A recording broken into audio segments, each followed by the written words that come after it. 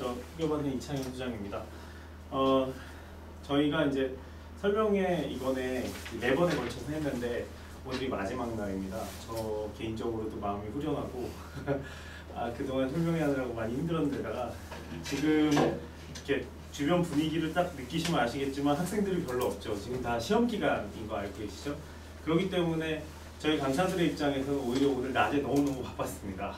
그 시험 기간이 오히려 저녁 때 시간에 학생들이 거의 오지 않죠. 시험 기간에는. 그래서 거의 이러한 시간에만 저희가 시간을 좀 내서 저녁 설명회를 할 수가 있습니다. 그래서 혹시나 여기에 직장 다니시는 학부모님 계십니까? 계신가요? 왜 조사하냐면 그러면 정말 보람이 있거든요. 항상 보면 한 10분 정도 중에 2~3분이 꼭 직장 때문에 11시나 1시 설명회는 못 온다. 그래서 원수학에서는 저녁 설명회에 올 수 있어서 좋았다 이렇게 하시는 분들이 있어서 저희 원장님도 그렇고 저희도 그렇고 저희가 매달마다 설명회를 하고는 있는데 그 매달 설명회 중에서 3달에 한 번 정도는 혹은 4달에 한 번 정도는 꼭 저녁 설명회를 배치를 하곤 합니다. 그래서 오늘 뭐 일정 때문에 오늘 오신 분들도 계시고 혹은 일 때문에 어쩔 수 없이 오늘을 선택해야 되시는 분들도 있는데 그분들을 위해서 좋은 설명회가 될 수 있도록 하겠습니다. 제가 사실 알기로는 아까 저기 앞에서 봤는데 대부분의 연령대가 조금 아래쪽에 있는 거 좀 확인을 했어요. 그래서 그에 맞춰서 좀 더 얘기를 좀 할 거고요. 오늘 직장마련 설명회라고 하면 그동안에 1차, 2차, 3차에 걸쳐서 했던 것들의 내용은 굉장히 분절적으로 타겟팅 되어 있는 학부모님들을 위한 얘기였어요. 근데 여기는 약간의 브로드한 전반적인 얘기를 하겠으나 그러면서도 동시에 여기에 모여져 있는 학부모님들의 니즈에 맞게 설계에 대한 얘기들을 조금 해봤으면 좋겠습니다. 제가 첫 번째 미리 말씀드린 건 설명회라고 하면 학원의 어떤 프로그램에 대해서 얘기하고 이런 것들이 될 수도 있지만 저희 학원 같은 경우는 매달마다 설명회를 하면서 매달마다 프로그램을 얘기할 수는 없죠. 프로그램 같은 경우야 여기에 나와 있는 전단지나 아니면은 저희 학급의 시간표들을 이렇게 안내 받으시면 된다고 생각하고 저희는 매번마다 주제를 정해서 그 주제에 대한 얘기를 합니다. 그래서 말이 설명회 혹은 세미나라고 돼 있지만 저는 강의하는 사람이기 때문에 사실은 어머님들께 약간 1시간 정도의 강의를 할 거다라고 생각해 주시면 될 것 같고요. 그 강의에 대한 전체적 흐름은 여기에 나와 있습니다. 저는 오늘 어머님들이랑 같이 딱 3가지에 대한 얘기를 할 겁니다. 첫 번째에 대해서는 과연 수학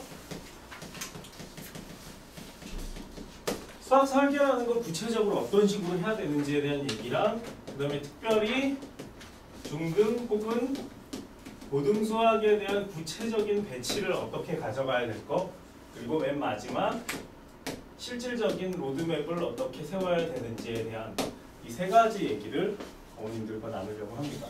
그리고 그것은 사실 여기 개요에도 똑같이 나와 있습니다. 제가 도입 질문으로 이런 걸 써왔습니다. 큰 돌이 있고 그 다음에 작은 자갈이 있고 그 다음에 맨 마지막에 모래가 있다고 했었을 때 이걸 이렇게 항아리에 넣는 그 시간 사용이나 뭐 아니면 중요도에 대한 얘기를 할 때 늘 사용하는 예화 알고 계시죠? 여기서 모래부터 먼저 놓으면 안 된다라는 것은 알고 계실 겁니다. 그런데 이 내용은 어떤 분들은 중요한 걸 먼저 해야 된다, 큰 걸 먼저 해야 된다라고 얘기하실 수도 있지만 사실 이 예화의 내용은 가장 핵심적인 건 뭐냐면 우선순위가 뭐냐라는 겁니다. 다시 말해서 수학과 관련해서 만약에 모래라고 생각하면 모래는 매일매일의 학습, 공부, 습관 뭐 이런 것들이 될 수 있겠죠. 사실 그 부분이 되지 않고서 학생들의 실력이 뛰어날 거라고 바라는 것은 무리입니다. 그렇기 때문에 큰 돌도 중요하고 그리고 작은 모래도 중요합니다. 그런데 여기 아까 얘기 드렸던 그 예화에서 중요한 건 큰 돌부터 먼저 담으라는 얘기를 하는 것은 우선순위가 있다는 건데 셋 다 중요하지만 3가지 다 해야 되지만 제일 먼저 해야 될 건 뭐냐면 큰 틀 그리고 계획을 먼저 세우라는 얘기로 해석해야 될 것 같습니다. 자, 그러면 그 큰 틀을 어떻게 세울 거냐? 많은 분들의 경우에 수학 설계를 할 때 이러한 설계를 가지고 있는 것 같아요. 자, 전체적인 설계를 로드맵을 잡을 때 이렇게 보겠습니다. 먼 얘기 같지만 대학 입시가 있고요. 그 다음에 고등학교 입학이 있고 현재 예비 중3, 예비 중2, 예비 중1 뭐 이런 식의 상황이 있다고 했을 때 설계를 잡을 때 지금 우리 아이가 이쯤에 있는데 예를 들면 얘를 어떤 식으로 이렇게 가면 가다가 보면 여기까지 제대로 갈 수 있을까에 대한 설계를 대부분 어머님들이 하신다는 거예요. 아니 뭐 이렇게 정도라도 로드맵을 잡고 계시면 모르겠는데 그냥 많은 어머님들이 지금 겨울방학 혹은 그 다음번에 1학기 부분을 어떻게 가야 되느냐 여기에만 이제 초점을 가지고 계신 분들이 많다는 거죠. 물론 그렇습니다. 교육 전문가가 아닌 이상 6년짜리 계획을 지금 세우라고 얘기를 드리는 건 아닙니다. 하지만 어떤 설계를 할 때는 사실 끝에서부터 역산해서 설계하면서 그럴 때 지금 우리는 어떻게 액션을 취해야 될 것인가를 생각하는 게 맞습니다. 하나 예를 들어 볼까요? 어머님들이 혹시 차를 모신다면 여기에서 광화문을 간다고 생각을 해볼게요. 길을 잘 하시는 분들도 있지만 길을 잘 모르시는 분들도 있을 텐데 여기서 광화문을 가려면 적당하게 일단은 북쪽으로 향해야 되죠. 그죠? 그리고 약간 서쪽으로 좀 돌릴 필요가 있을 것 같아요. 그죠? 그런 생각을 할 때 우리가 계획을 세울 때 지금 여기서 광화문 가는 방향이 뭐야? 라는 얘기를 하기보다 내비게이션을 통해서 검색을 할 때에도 대략적인 광화문에서 여기까지의 위치가 어떤지를 생각하고 그리고 나서 지금의 스탠스를 취해야 되는 게 맞지 않나 생각합니다. 사실 대입도 마찬가지라는 거죠. 자, 그럼 이제 대학교 입학을 할 때 이 3년의 계획, 또 이 3년의 계획을 잡는 게 생각보다 어렵습니다. 그렇지만 몇 가지 명확한 얘기들이 몇 가지가 있습니다. 여기 중에서 1, 2, 3학년에 대한 얘기를 간략하게 하겠습니다. 일단 먼저 고등학교는 맨 마지막에 입시가 가시권에 들어오는 예비 고3이 되는 시점 부분에 있어서는 또 한 번의 설계가 필요하긴 합니다. 3월 모의가 나오고 나서부터. 그렇지만 일단은 현재의 상황에서 볼 때 고등학교 3학년은 생각할 필요가 일단은 없습니다. 왜냐하면 고등학교 3학년 부분에 있어서 수학을 몰라가지 다 필요 없죠. 왜냐하면 예비 고3이 되는 현재 시점, 현재 예비 고3이 되는 애들의 시점에서는 모든 진도가 지금 상황에 다 맞춰져 있어야 됩니다. 그거는 그냥 그 애들의 문제가 아니라 모든 학교에서 다 그렇게 하고 있습니다. 어머님들 사실 아시겠지만 3년짜리 고등수학 과정을 가지고 있으나 여기에 그것이 전국 단위 자사고든 아니면 서울권의 이 지역 자사고, 휘은고 같은 학교든 아니면 일반적인 이곳의 후순위 학교들, 후기 학교들이든 모든 학교가 2학년 2학기 때 모든 진도가 끝나는 건 다 알고 계실 겁니다. 그리고 나서 3학년은 전체를 피드백하면서 사실 공부하는 시간이죠. 그래서 여기 부분은 사실 별로 설계할 게 없습니다. 왜냐하면 이미 이 안에 하나의 매듭이 지어지니까. 그럼 이제 고등학교 입학부터 여기까지의 부분인데 이 시간들은 두 가지로 나눠서 생각하면 됩니다. 첫 번째는 학기 중에 무엇을 할 것인가랑 두 번째는 방학 때 어떤 것을 할 것인가에 대한 생각을 하시면 됩니다. 오늘이 설계에 대한 내용이기 때문에 혹시나 이 부분을 모르시는 분들을 위해서 잠깐 간략하게만 얘기를 하겠습니다. 자, 보통 대한민국의 학제는 대학의 경우에는 16주지만 한 학기가 고등학교나 중학교의 경우에는 17주를 하나의 틀로 합니다. 앞뒤의 시간 약간씩 빼고 나면 17주 17번의 수업, 주당 17번이 아니죠. 이제 뭐 주 5단이라면 5단위 곱하기 17이 되겠죠. 이걸 원래 이제 목적으로 하는데 그 17주 동안 4번의 방학이 있고요. 4번의 학기가 있고 방학으로 따지면 3번의 방학이 있습니다. 왜 학기는 4번인데 방학은 3번이냐? 아주 간단합니다. 고등학교 1학년 여름방학, 겨울방학, 2학년 여름방학까지죠. 왜냐하면 2학년 겨울방학부터는 예비 고3으로 치기 때문에 카운트하지 않습니다. 따라서 이 3번 이렇게 생각합니다. 자, 근데 이 17주라는 시간들 동안에 두 번씩에 걸쳐서 내신을 공부하게 되죠. 내신 시험을 치게 되죠.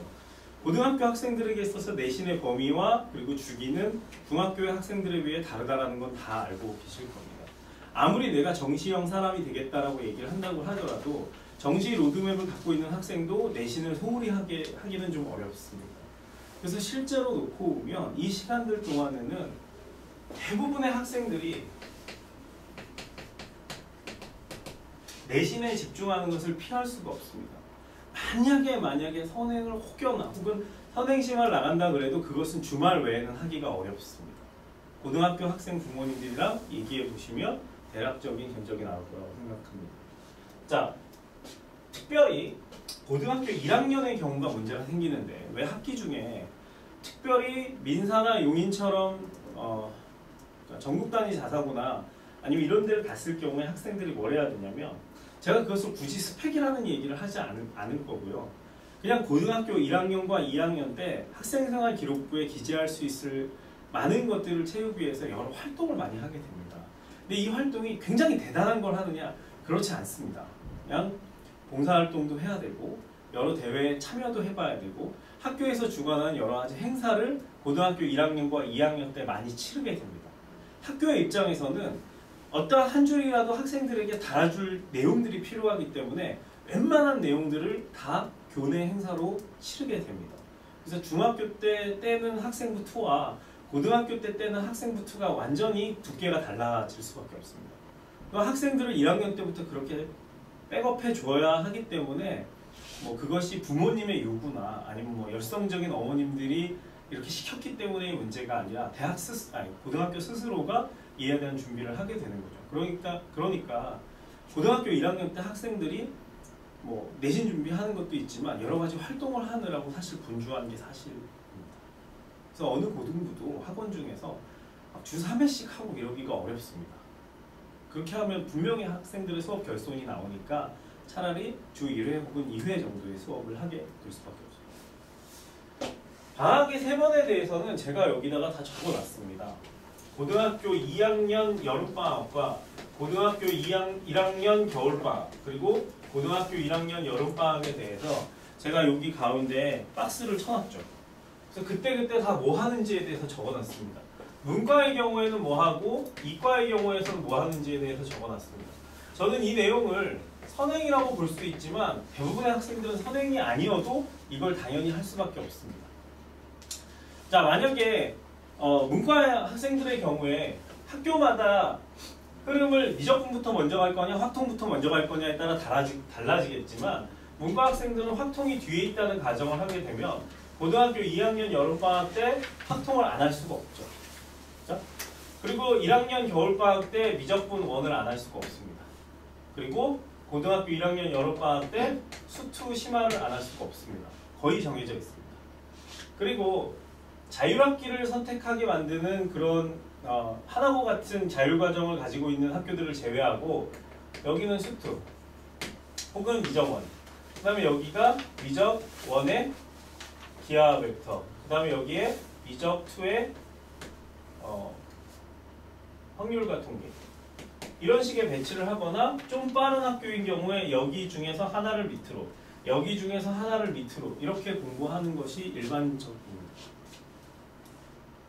근데 이제 이 부분이 왜 이렇게 이제 될 수밖에 없는지를 좀 보면 예를 들어서 제가 이걸 왜 알려드리냐면 그냥 이 흐름대로 공부한다고 생각해 볼게요. 고등학교 1학년 겨울방학 때 미적원을 공부한다는 건데 많은 학생들이 미적원을 그보다 앞서서 더 많이 공부하고 싶어도 고등학교 1학년 3월달부터 시작해서 12월달 방학이 될 때까지 학교에서 만약에 수원과 수투만 나가고 있다. 이렇게 얘기하면 학생들이 이 사이에 수원과 수투를 공부하는 건 모르겠는데 여기에 미적 1을 손대는 부분들은 사실 쉽게 잘 못합니다. 그리고 공부한다 손 치더라도 일주일에 한 번 정도 공부할 거 아니죠. 그렇죠? 그러니까 요 기간 동안이 지나고 나면 이때 이 학생들이 미적 1을 했든 미적 2를 했든 혹은 이과 수학의 전체 모든 것을 다 마쳤든지 그것과 상관없이 학생들은 여기부터 여기의 시간들 동안에 미적 1을 거의 손을 놓고 있는 상황을 갖고 있습니다. 어떠한 상황이든지 간에. 그러니까 이때 미적 1을 새롭게 공부하는 것처럼 느껴지게 되죠. 근데 어머님들 수학을 잘하시는 어머님들은 아시겠지만 중학교 1학년, 2학년, 3학년 수학에 고등학교 1학년 수학까지가 굉장한 개통성을 깊게 가져가고 있지만 미적분 원서부터는 사실 그 이전까지의 개통성을 조금은 벗어난 내용들을 다루게 됩니다. 주제별로 배치해서 미적을 할 거냐, 확통을 할 거냐, 기백을 할 거냐 이런 내용으로 빠지게 되잖아요. 그러다 보니까 미적분 같은 경우도 그렇고 확률 통계도 그렇고 그리고 기하 벡터 같은 경우도 그렇고 이 부분들을 사실 많이 다뤄놓지 않고 1년의 시간이 지나게 되면 그 학생들이 잘 공부를 했다 할지라도 어쩔 수 없는 개념의 누수를 밟게 돼 있어요. 그 부분은 어쩔 수가 없습니다. 네, 어쨌든 그 부분을 일단 떠나서 학생들이 이 시간 동안에 공부를 못하기 때문에 이때 집중적으로 미적분 1을 해야 되는데 이때 미적분 할 시간이 사실 많지 않은 거죠. 이 다음에 방학 때도 마찬가지고 그 다음에 방학 때도 마찬가지예요. 이러한 상황들 때문에 결국에 뭘 하게 되냐면 이때 어차피 심화 공부를 한다 손 치더라도 이 앞에 다른 부분을 해야 되는 거 아니냐 라는 얘기가 나온 거죠. 그래서 불가피하게 이제 대치동도 그렇고 모든 학생들이 선행에 열을 올리는 상황이 되어버린 겁니다. 결국에 그렇습니다. 그런데 자, 제가 여기 얘기하는 거 좀 너무 길어졌는데 고등학교 시간을 이렇게 만약에 붙인다면 그런 고민이 들어요. 이 시간 동안에 이렇게 펑크가 나면 과연 여기 안에서 해야 될 게 도대체 뭐냐에 대한 질문을 할 수밖에 없어요. 어디까지 어떻게 할 거냐 이에 대한 얘기를 해야 되거든요. 자, 그럴 때 로드맵을 잡기가 만약 어려우시면 자, 요 시점에 다 끝난다. 그러면 이제부터는 이 시점, 이 시점, 이 시점에 무엇을 해가야 되는지만 체크해 보면 됩니다. 그래서 제가 여기다 뭐라고 적었냐면 예비 고일 빠르면 12월 늦으면 2월의 시점에 학생들이 해놔야 되는 1, 2, 3에 대해서 얘기를 한 거예요. 첫 번째, 두 번째, 세 번째. 자, 여기 부분이 그러한 식으로 흘러가기 때문에 학생들에게 1, 2, 3로 요때의 시점을 생각하고 얘를 어디까지 가야 될지 하나의 포스트를 박아놓는다면 여기서부터 다시 역산을 할 수 있는 상황이 되죠. 그래서 이제 이 시점이 무엇인지 얘기를 한다는 겁니다. 첫 번째, 선행입니다. 만약 선행을 막는다는 건 학생들이 그것에 대한 기본적인 개념을 익혔다라는 얘기입니다. 자, 그 개념을 익힐 때 제가 이렇게 써놨습니다. 미적분 1 플러스 알파를 했으면 좋겠다라고 써놨습니다. 자, 왜 미적분 1 플러스 알파냐? 그럼 알파는 잘 했으면 더 해도 괜찮죠. 공부를 해도 괜찮은데 제가 왜 여기에 미적분 1 가급적이면 여기까지는 공부를 하면 좋겠다라고 제가 생각을 하는 거고요. 왜냐면 이 타이밍에 공부할 내용들이 너무 많아져요. 학생들이. 그래서 공부를 한번 하고 들어간다면 괜찮다는 입장이 있고요. 미적분 2나 아니면 다른 것들도 하면 좋지 않겠습니까? 네, 좋지 않죠. 하면 좋죠. 그런데 제가 얘기하고 싶은 건 이때 미적분 1을 밟고 또 미적분 1 한참 나가고 있거든요. 그러면 얘네들이 여기에서 기하 벡터든 뭐든 다 공부를 했다 손 치더라도 기하 벡터를 언제 만나냐면 1년 반 뒤에 만나게 돼 있어요. 그 생각은 꼭 하셔야 돼요. 1년 반이면 학생들이 웬만한 개념들을 거의 많이 흐트러 놓을 수밖에 없는 시간이에요. 그래서 제가 이 두 번째 부분을 합니다. 사실 이 두 번째가 정의 내리기 굉장히 어려운데 이 정의를 이렇게 제가 내려보겠습니다. 제가 고등수학의 최소 수 1, 2에 대한 여기에 플러스 알파가 된다면 이때 응용력이라고 제가 얘기를 하겠습니다. 자, 정의 내리기 어렵죠. 이 정의를 이렇게 한번 제가 바꿔놓을게요. 우리가 어떤 공부를 학생들이 수학에서 했을 때 다음과 같은 5개의 단계를 거칩니다. 제가 설명회 때 잘 쓰는 얘기 중에 하나인데 오늘은 학습 단계에 대한 설명은 아니니까 그냥 바로 제가 얘기를 하겠습니다. 수학적인 추상적 개념을 익히고 나서 학생들이 반드시 여러 필수적인 유형의 문제들을 만나게 됩니다. 맞죠? 어느 공부를 하든 마찬가지예요. 그리고 나서 학생들이 다음에 마친 게 응용 문제나 혹은 활용 문제, 현실 생활 속에서 어떻게 이 수학적 개념이 드러나는지를 공부하고 그리고 나서 소위 말하는 심화 문제라는 걸 건드리게 됩니다. 심화라고 얘기하는 것은 응용 활용에 대해서만이 아니라 학생들이 가지고 있는 여러 가지 개념들을 엮어냈다거나 단계를 높였었던 경우를 생각하고 계시면 되고요. 이 다음에 전체적인 접근 자체를 달리한 사고력을 준다든지 아니면 계통을 넘어서는 통합형 문제를 다루게 된다라고 생각하시면 되죠. 자, 제가 이렇게 얘기하면 조금 더 애매하니까 이걸 다시 어머님들이 편안하게 생각하시는 교재 얘기로 돌아가 보겠습니다. 교재 같은 걸 생각하시면 예를 들어서 개념 플러스 유형 같은 문제들 있잖아요. 문제집이요. 이런 위치에 있다 생각하실 수 있죠.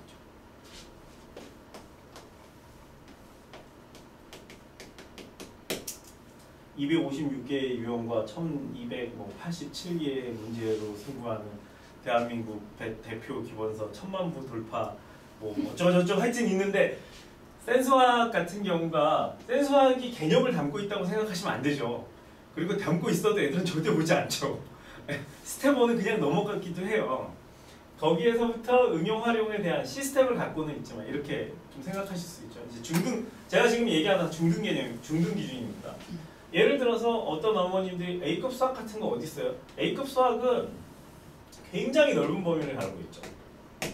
그렇기 때문에 좋으면서 나쁘죠. A급 수학의 문제 수는 800개가 안 되게 굉장히 적게 만들어 놓고 커버리지 자체를 굉장히 넓혀 놓은 거예요. 그죠? 그렇기 때문에 A급 수학만을 가지고 선행을 먼저 칠 경우에 학생들이 7과 7라는 어느 정도 해가는데 8과 8라 9과 9나에서 계속해서 어려움을 겪게 되죠. 설계를 이렇게 했기 때문에. 수학의 신은 A급보다는 조금 더 좁혀놨습니다.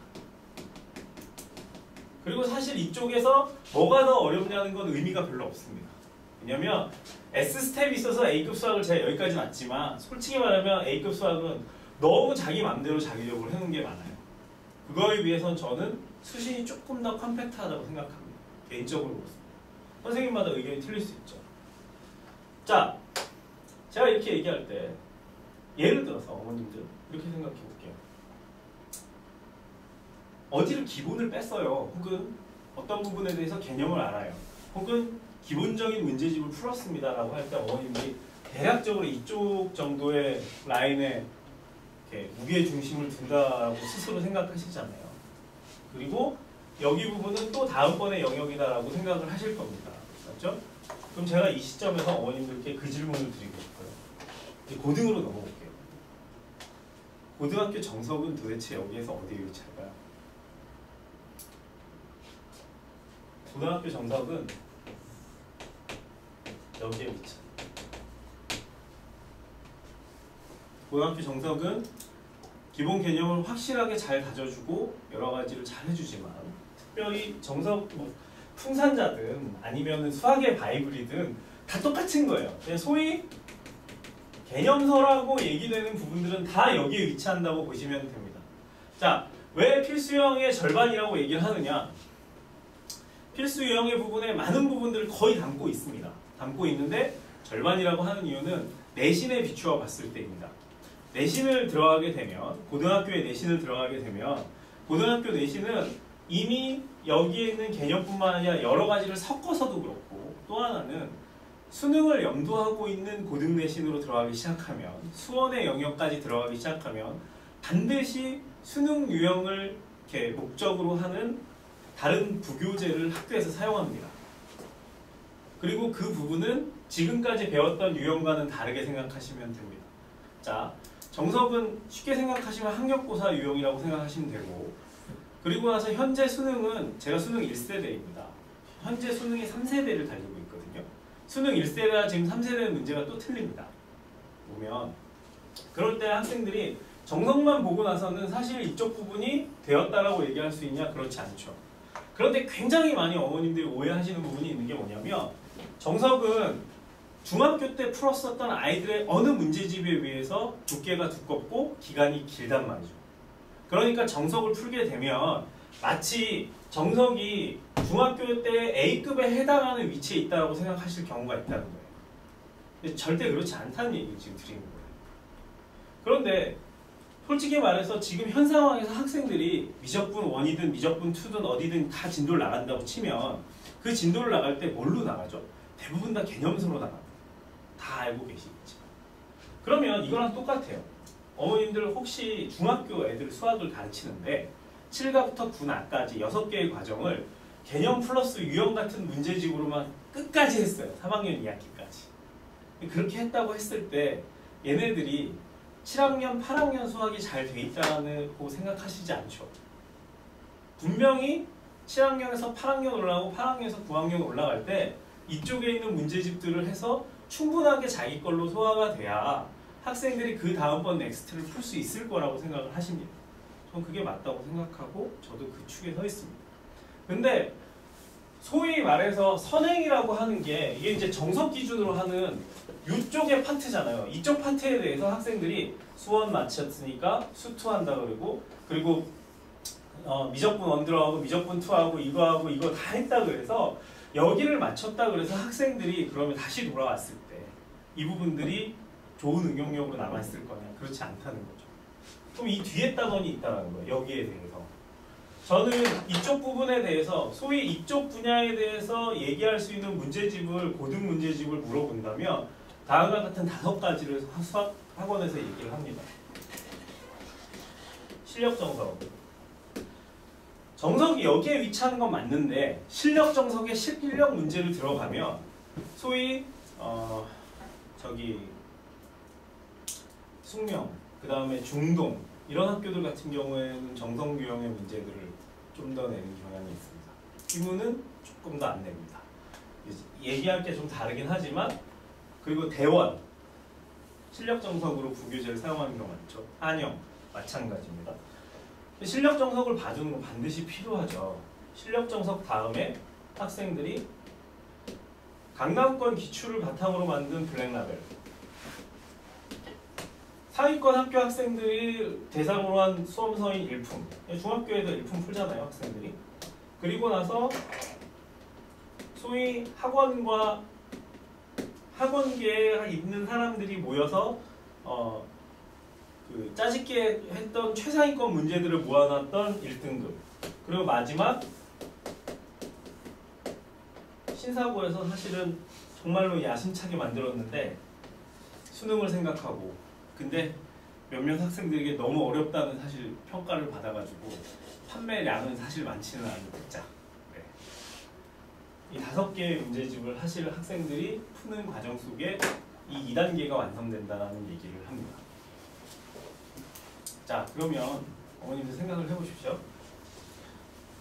이 5권 정도에서 최소한 2~3권, 서너 권은 학생들이 풀어야 어느 정도의 응용력이 생기는데 좀 정석만 나가는 거 아니고 이런 것들도 공부를 해줘야 학생들의 실력이 나오게 되는데 많은 어머님들은 지금까지 남아있는 시간이 이만큼인데 그 시간 동안에 뭘 하냐면 정석으로 미적분 2까지 다 나가고 기하 벡터까지 다 나가면 이 학생들이 잘할 것이다. 왜냐? 지금 진도가 선생님 진도가 어디까지 나왔냐면 이과 수학을 다 밟았기 때문이다 라고 어머님 생각하실 수 있는데 그 얘기는 제가 아까 드린 대로 지금 중학교를 처음 들어가는 애들이 우리 애는 개념 플러스 유형을 가지고 중3 수학까지 다 마쳤다.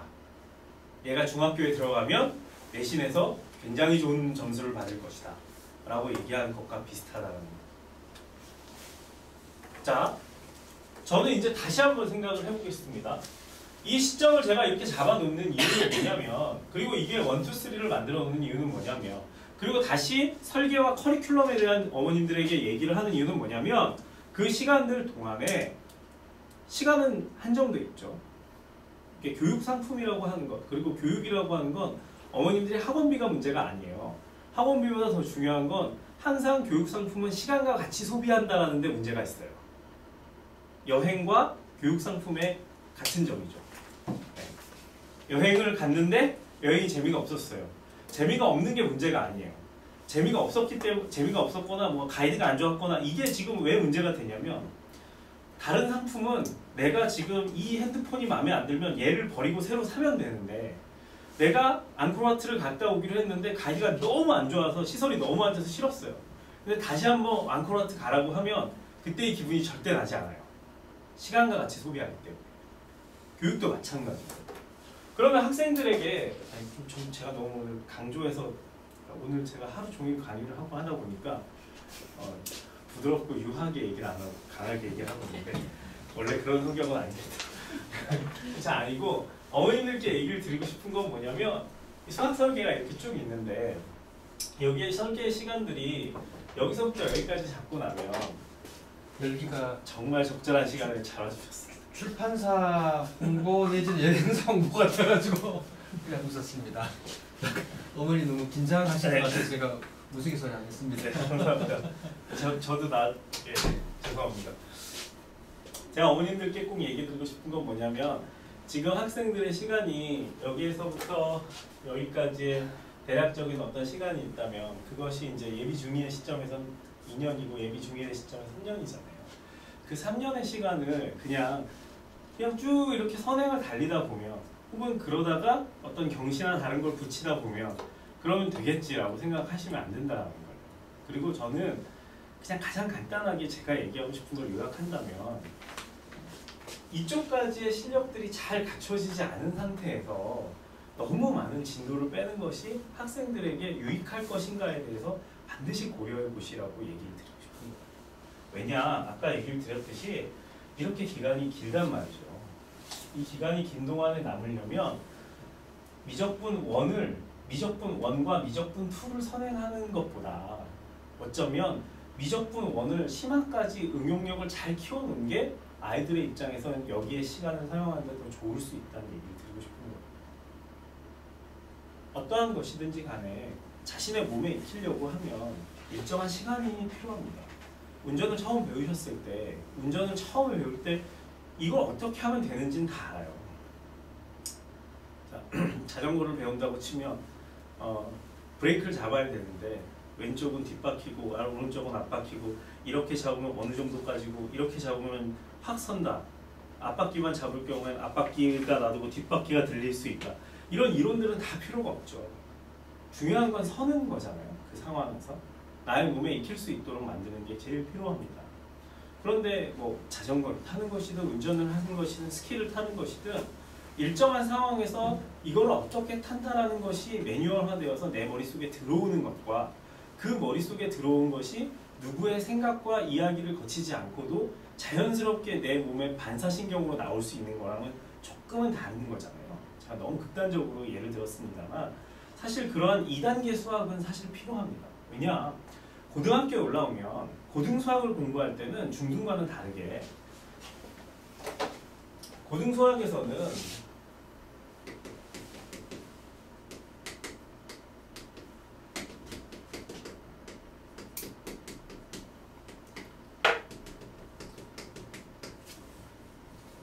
제가 예전에 중고등수학의 특질에 대한 세미나를 할 때 내용을 한 줄로 요약한다면 이겁니다. 수학에 대한 문제를 아이들이 풀게 되면 다음과 같은 3가지 과정을 거칩니다. 이렇게 거치죠. 그런데 초등학교 수학에서는 어디에 집중되어 있냐면 초등학교 수학은 그냥 여기에 집중되어 있다고 보시면 됩니다. 이미 수식은 만들어져 있습니다. 그리고 이 문제를 어떻게 풀어야 되는지에 대한 스탠스도 정해져 있습니다. 그래서 문제의 70%는 이렇게 친절하게 얘기해 줍니다.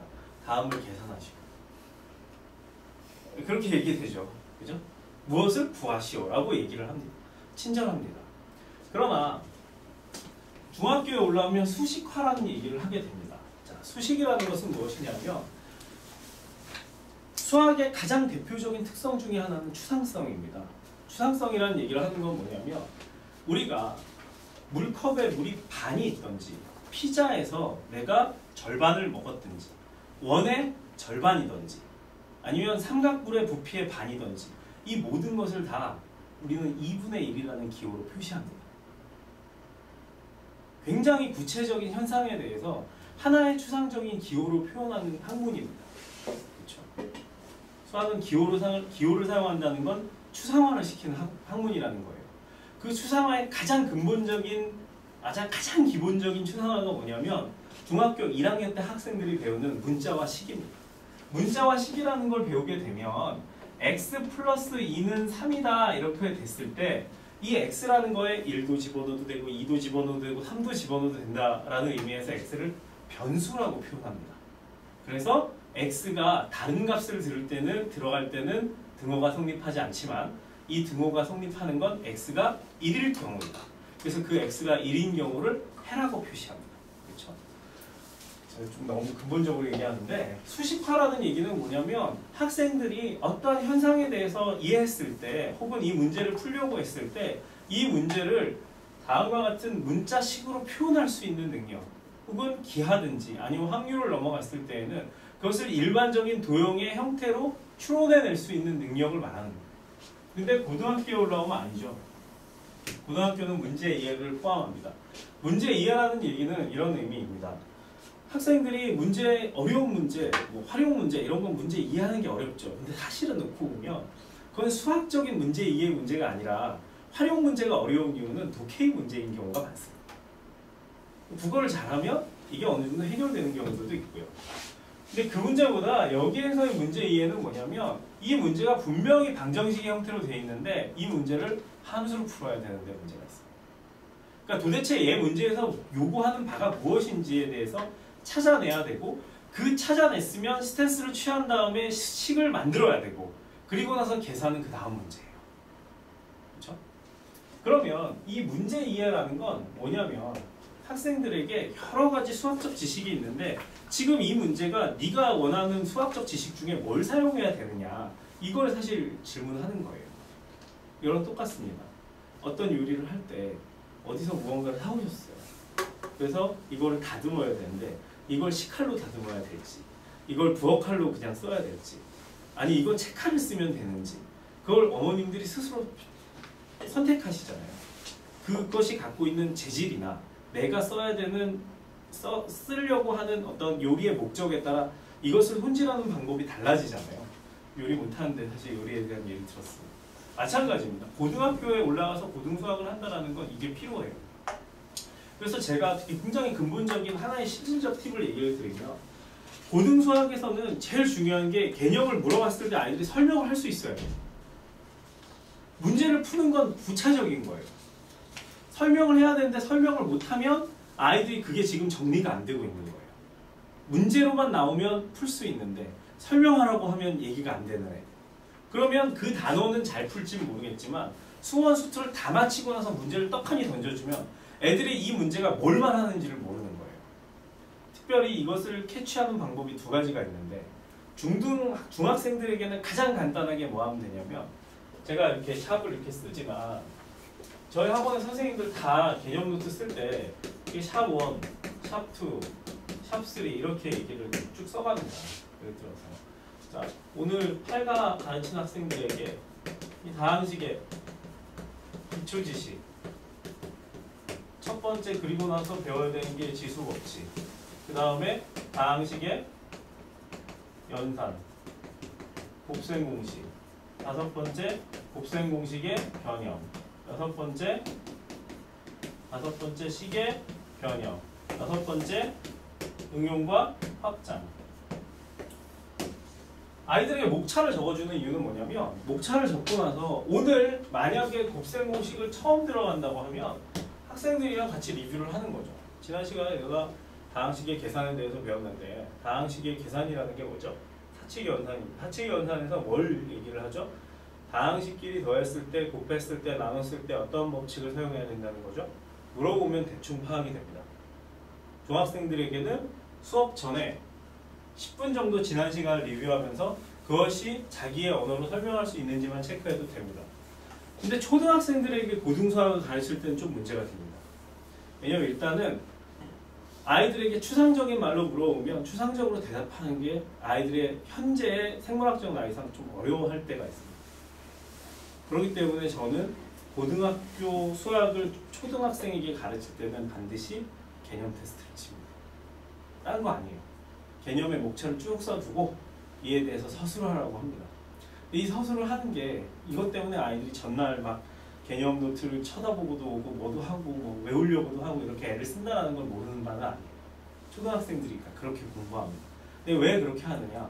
학생들이 문제를 풀어내는 데에만 익숙하지 내가 지금 배운 개념이 무엇인지에 대해서 정리를 못하고 있으면 이것이 수원, 수투, 미적으로 쌓여갈 때 학생들이 나중에 자기만의 지식체계 그것을 혹시 기억의 방 혹은 지식의 방이라고 한다면 자기가 잘 꺼내 쓸 수 있도록 이 방을 재조직하지 못한 채로 그냥 밀어내는 거예요. 들어오는 거예요. 그럼 어떤 문제가 나중에 생기죠?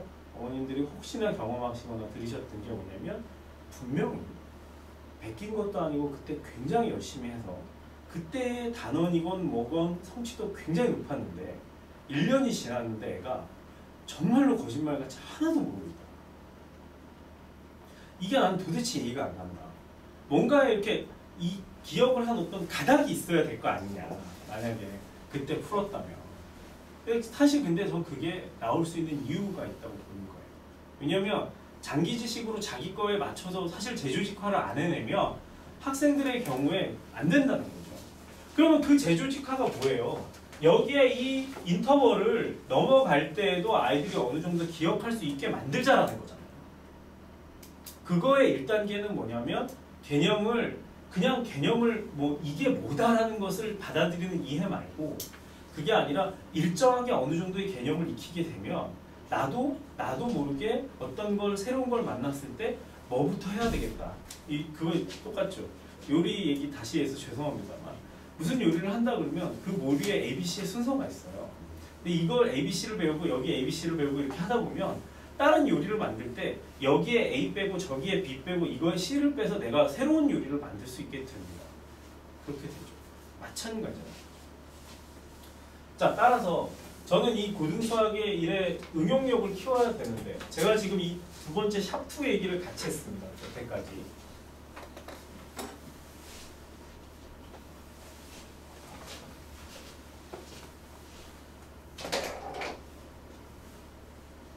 저는 다시 원래 설계로 돌아온다면 선행의 미적분 플러스 알파와 그리고 고등수학의 응용력이 필요하다. 그리고 마지막 세 번째로 학생이 경시나 고난도에 경험이 있어야 된다는 얘기를 꼭 하고 싶습니다.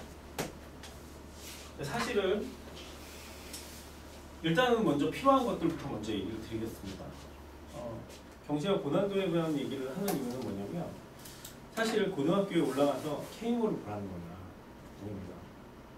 고등학교에 올라가서 K모는 과학부와 영재고 학생들의 장치지 사실 뭐 K모 1차 뭐 이런 중등 K모 1차 이런 수준의 얘기를 하는 건 아닙니다. 근데 고등학교의 경시대회는 그것만 있는 건 아니죠. 고등학교에 올라가서 굉장히 학생들이 많이 보고 관심을 가진 두 가지 경시대회가 있는데 어머님들이 잘 모르시죠. 하나는 홍대경시고 홍대경시는 아무것도 아니라고 생각하실 수 있으나 홍대경시는 사실 자소서나 여러 가지의 자신의 수학적 백그라운드를 드러낼 수 있는 객관적 지표 중에 하나가 됩니다. 물론 홍대경시 외에 고대경시도 있고 연대경시도 있고 다 있지만 여전히 최다 인원을 가지고 있는 홍대경시가 있습니다. 그리고 그 경시보다 더 중요하고 더 보편적인데 정말 모르는 경시가 하나 있는데 뭐냐면 학교 경시입니다. 교내 경시를 얘기하는 겁니다.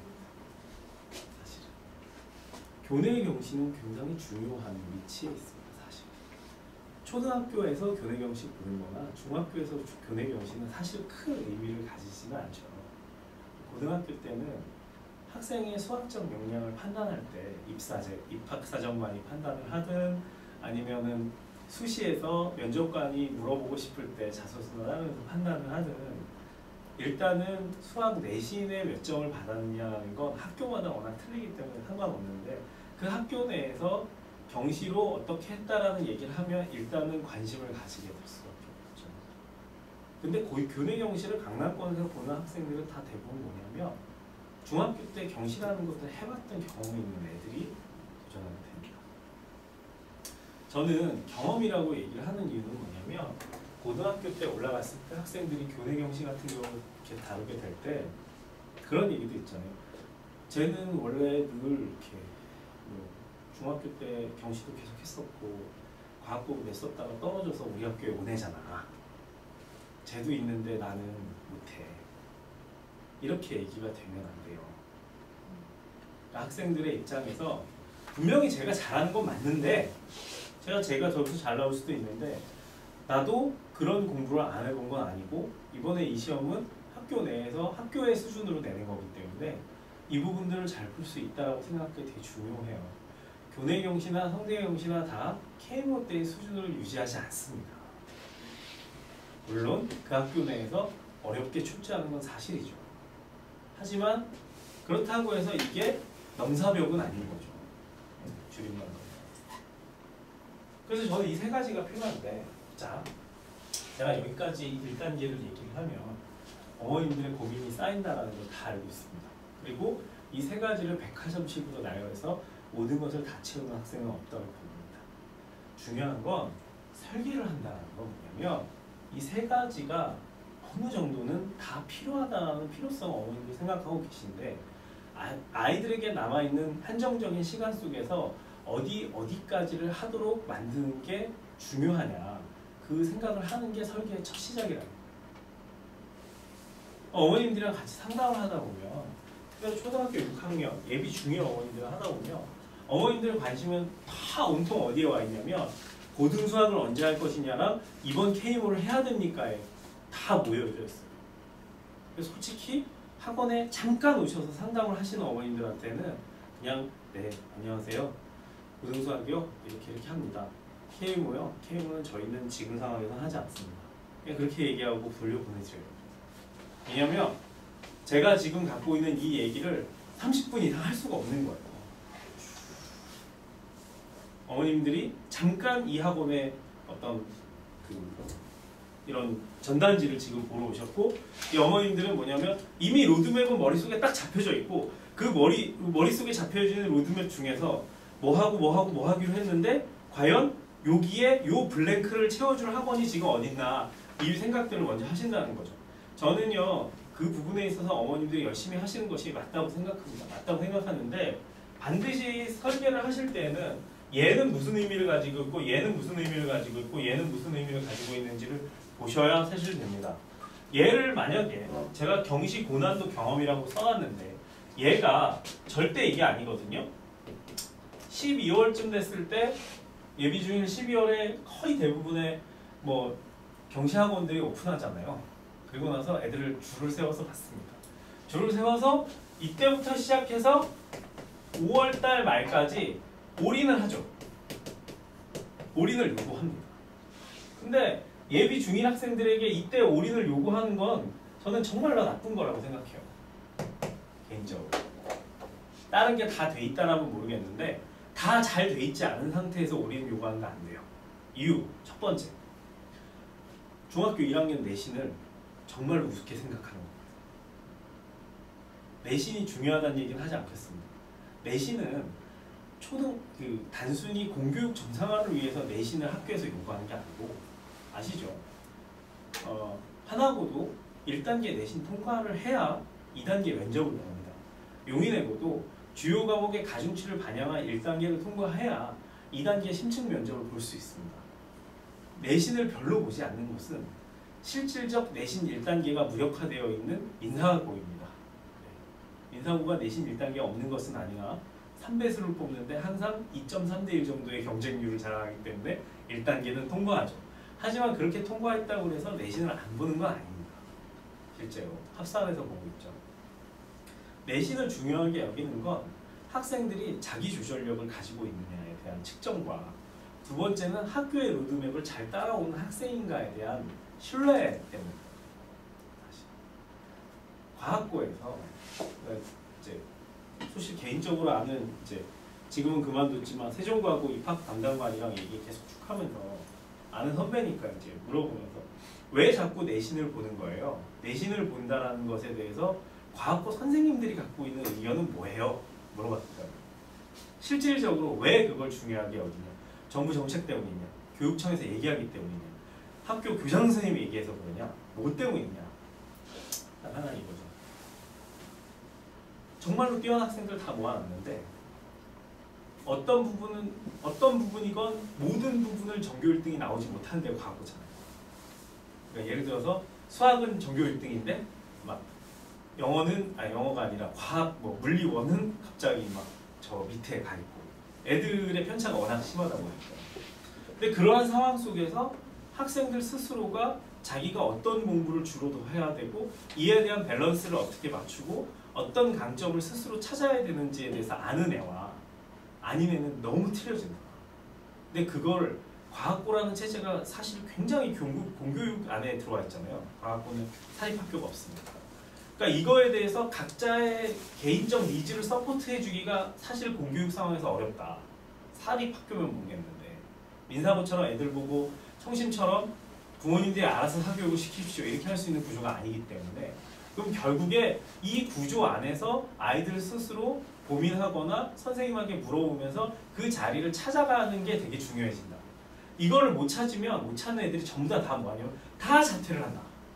다 전학을 간다. 그러니까 학교로서는 너무 로스가 많아집니다.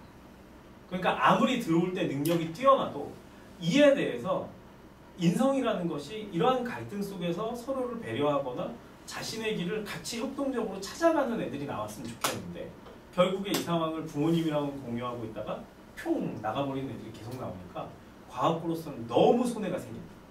졸업생 인원을 놓고 봤을 때. 그렇기 때문에 가급적 그런 애들은 안 받기로 결정한 거예요. 이게 어떤 의미인지 아시죠? 이게 대학도 비슷하게 보면. 자, 그럴 때 저는 이런 식의